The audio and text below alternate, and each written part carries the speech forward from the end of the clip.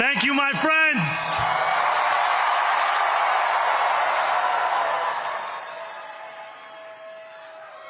The sun may have set over our city this evening, but as Eugene Debs once said, I can see the dawn of a better day for humanity. For as long as we can remember, the working people of New York have been told by the wealthy and the well-connected that power does not belong in their hands. Fingers bruised from lifting boxes on the warehouse floor, palms calloused from delivery bike handlebars, knuckles scarred with kitchen burns. These are not hands that have been allowed to hold power. And yet, over the last 12 months, you have dared to reach for something greater. Tonight, against all odds, we have grasped it. The future is in our hands. My friends, we have toppled a political dynasty.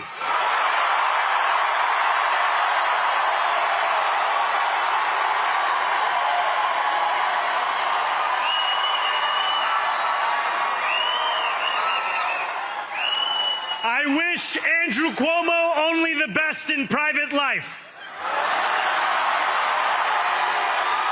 But let tonight be the final time I utter his name as we turn the page on a politics that abandons the many and answers only to the few.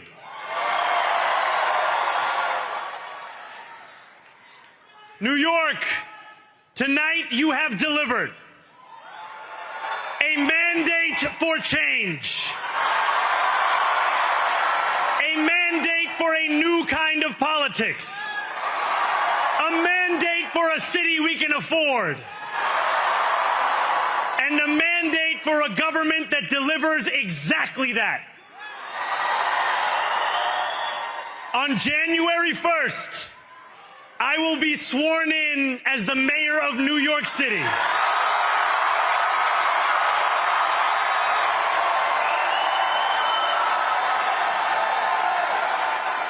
And that is because of you. So before I say anything else, I must say this. Thank you. Thank you to the next generation of New Yorkers who refused to accept that the promise of a better future was a relic of the past. You showed that when politics speaks to you without condescension, we can usher in a new era of leadership. We will fight for you because we are you. Or as we say on Steinway, ana minkum wa ilaykum.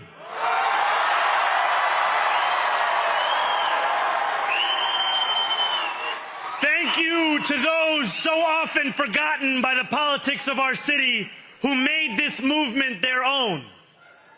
I speak of Yemeni bodega owners and Mexican abuelas, Senegalese taxi drivers and Uzbek nurses, Trinidadian line cooks and Ethiopian aunties. Yes, aunties. To every New Yorker in Kensington and Midwood and Hunts Point, know this. This city is your city, and this democracy is yours too.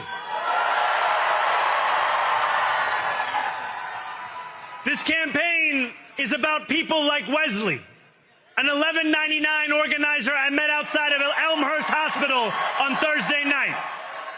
A New Yorker who lives elsewhere, who commutes 2 hours each way from Pennsylvania because rent is too expensive in this city.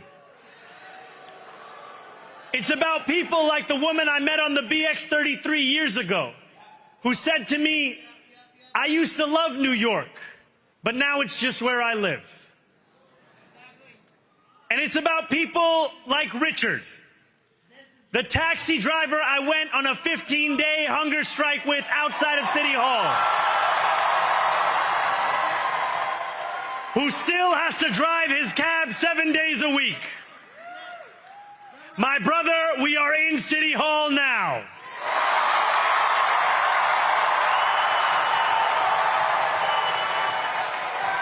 This victory is for all of them, and it's for all of you.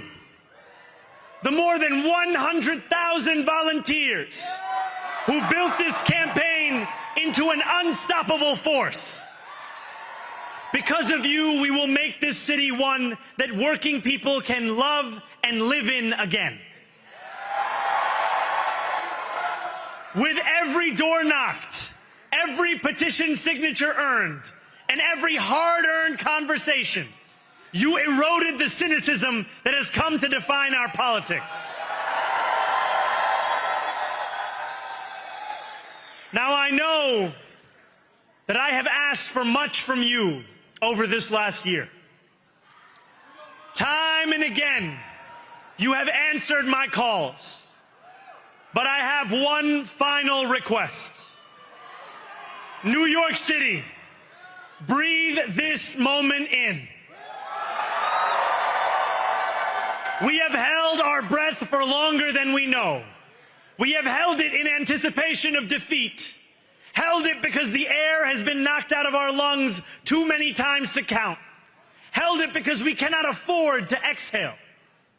Thanks to all of those who sacrificed so much, we are breathing in the air of a city. To my campaign team, who believed when no one else did, and who took an electoral project and turned it into so much more, I will never be able to express the depth of my gratitude. You can sleep now. To my parents, Mama and Baba,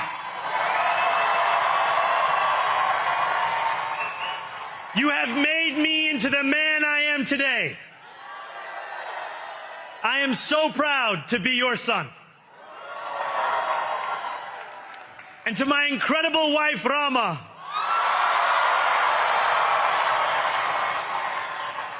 Hayati, there is no one I would rather have by my side in this moment and in every moment.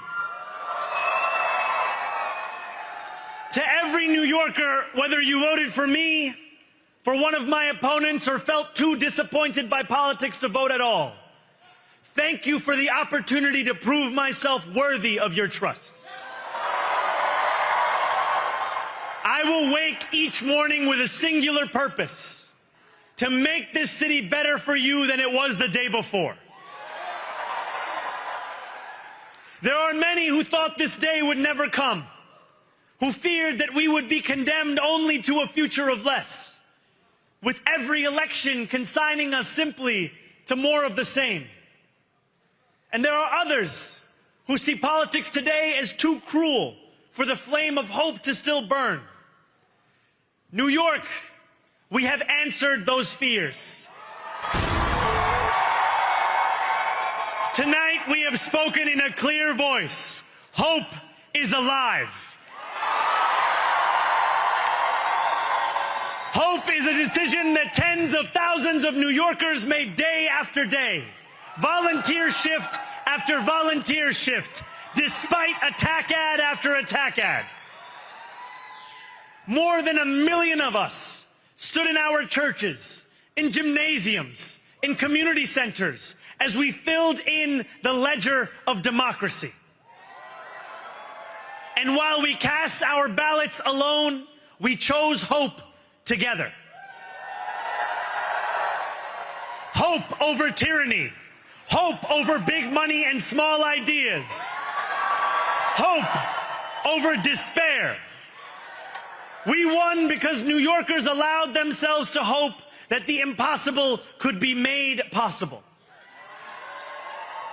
And we won because we insisted that no longer would politics be something that is done to us. Now it is something that we do.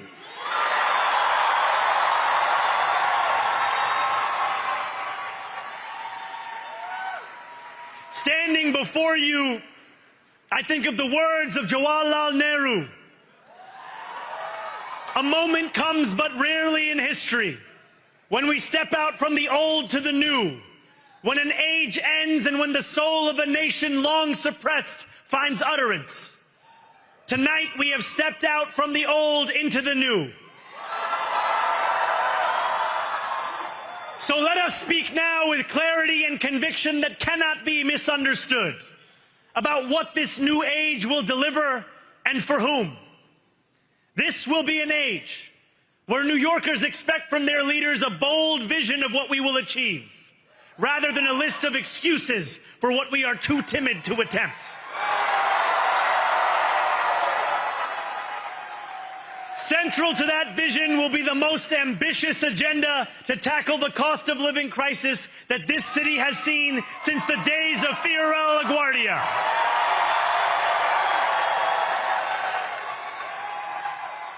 An agenda that will freeze the rents for more than 2 million rent-stabilized tenants. Make buses fast and free. And deliver universal child care across our city.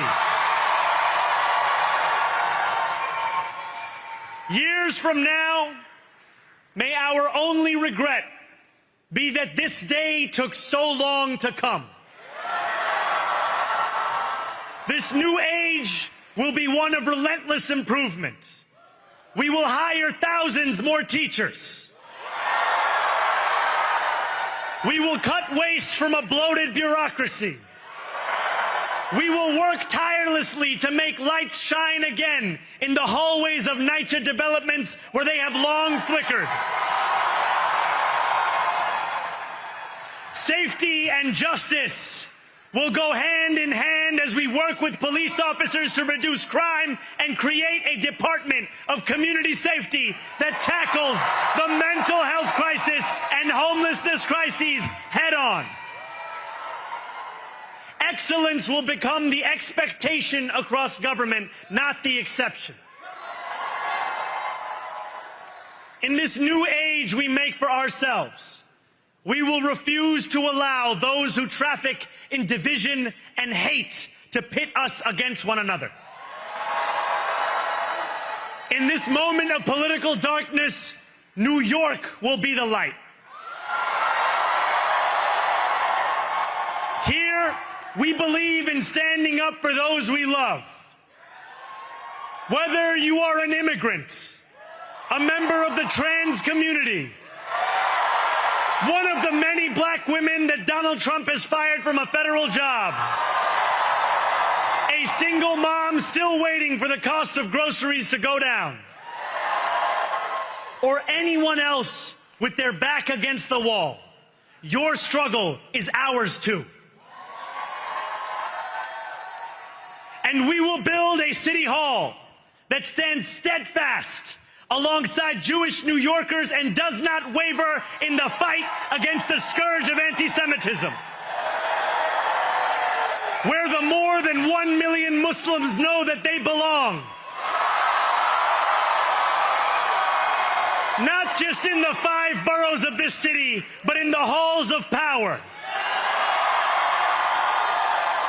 No more will New York be a city where you can traffic in Islamophobia and win an election.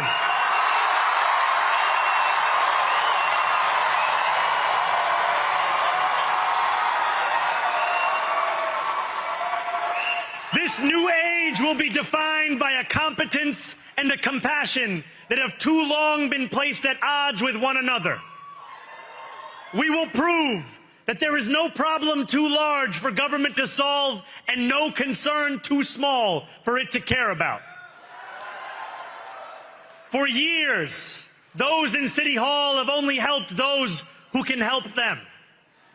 But on January 1st, we will usher in a city government that helps everyone. Now, I know that many have heard our message only through the prism of misinformation. Tens of millions of dollars have been spent to redefine reality and to convince our neighbors that this new age is something that should frighten them. As has so often occurred, the billionaire class has sought to convince those making $30 an hour that their enemies are those earning $20 an hour. They want the people to fight amongst ourselves so that we remain distracted from the work of remaking a long broken system. We refuse to let them dictate the rules of the game anymore. They can play by the same rules as the rest of us. Together, we will usher in a generation of change. And if we embrace this brave new course, rather than fleeing from it, we can respond to oligarchy and authoritarianism with the strength it fears, not the appeasement it craves. After all, if anyone can show a nation betrayed by Donald Trump how to defeat him, it is the city that gave rise to him. And if there is any way to terrify a despot, it is by dismantling the very conditions that allowed him to accumulate power. This is not only how we stop Trump, it's how we stop the next one. So, Donald Trump, since I know you're watching, I have 4 words for you. Turn the volume up.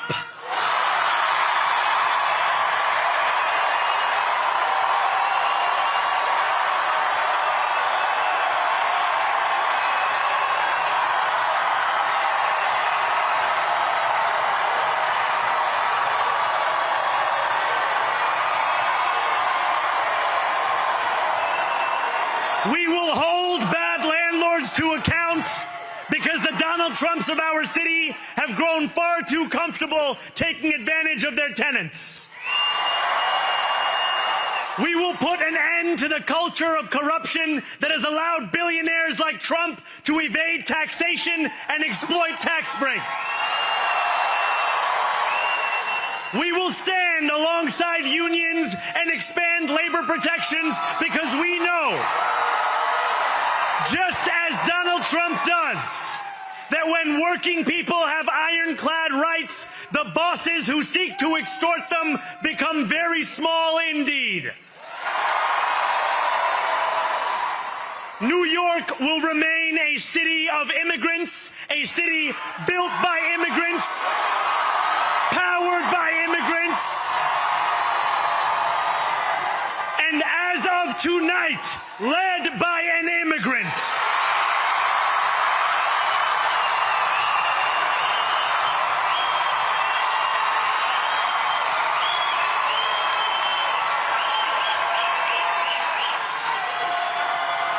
So hear me, President Trump, when I say this. To get to any of us, you will have to get through all of us.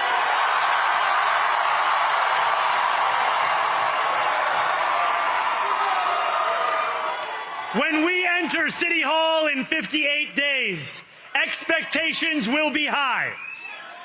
We will meet them. A great New Yorker once said that while you campaign in poetry, you govern in prose. If that must be true, let the prose we write still rhyme, and let us build a shining city for all. And we must chart a new path, as bold as the one we have already traveled. After all, the conventional wisdom would tell you that I am far from the perfect candidate. I am young, despite my best efforts to grow older. I am Muslim. I am a democratic socialist. And most damning of all, I refuse to oppose. So hear me, President Trump, when I say this. To get to any of us, you will have to get through all of us.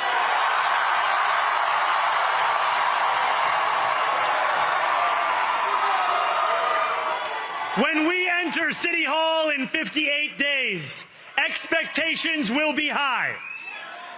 We will meet them. A great New Yorker once said that while you campaign in poetry, you govern in prose. If that must be true, let the prose we write still rhyme, and let us build a shining city for all. And we must chart a new path, as bold as the one we have already traveled. After all, the conventional wisdom would tell you that I am far from the perfect candidate. I am young, despite my best efforts to grow older. I am Muslim. I am a democratic socialist. And most damning of all, I refuse to apologize for any of this. And yet, if tonight teaches us anything, it is that convention has held us back. We have bowed at the altar of caution, and we have paid a mighty price. Too many working people cannot recognize themselves in our party. And too many among us have turned to the right for answers to why they've been left behind. We will leave mediocrity in our past. No longer will we have to open a history book for proof that Democrats can dare to be great. Our greatness will be anything but abstract. It will be felt by every rent-stabilized tenant who wakes up on the first of every month,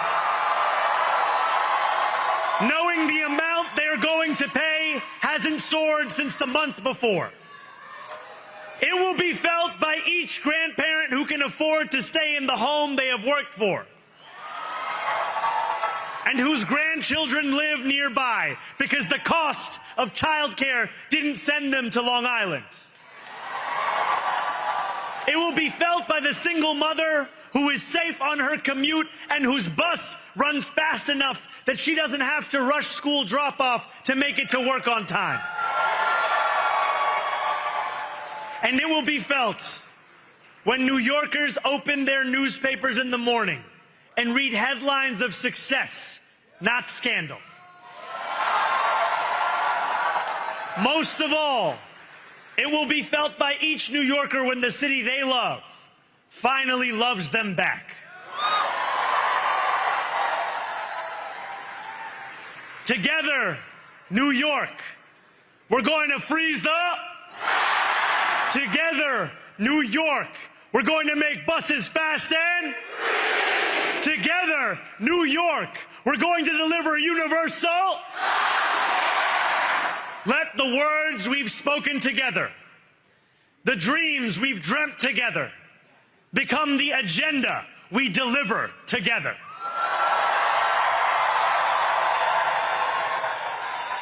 New York, this power, it's yours. This city belongs to you. Thank you.